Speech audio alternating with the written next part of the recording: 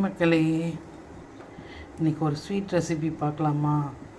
வேறு ஒன்றும் இல்லைங்க. மாதுளை எடுத்துக்கோங்க. இதுமாரி உரிச்செடுத்து ஜூஸ் பண்ணி வச்சுக்கோங்க. மாதுளையை, முந்திரியை, திராட்சையும் வறுத்து வச்சுக்கணும். ரவையை போடணும். நான் 100 கிராம் போட்டிருக்கேன் ரவை.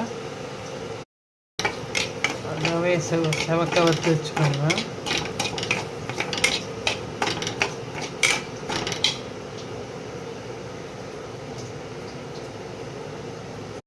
இல்லை, இப்போ அரைச்சி வச்ச மாதுளை ஜூஸே ஊற்றிக்கோங்க.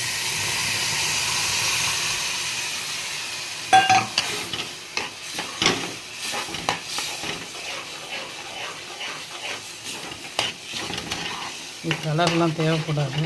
ஏன்னா அந்த ஒரு மாதிரி பிங்க் கலர், ராணி பிங்க் கலரில் இருக்கும்.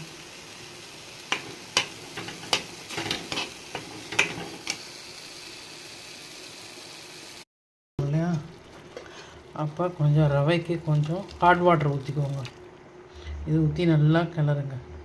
துளி ஒரு பிஞ்ச் சால்ட்டு போடுறேன்.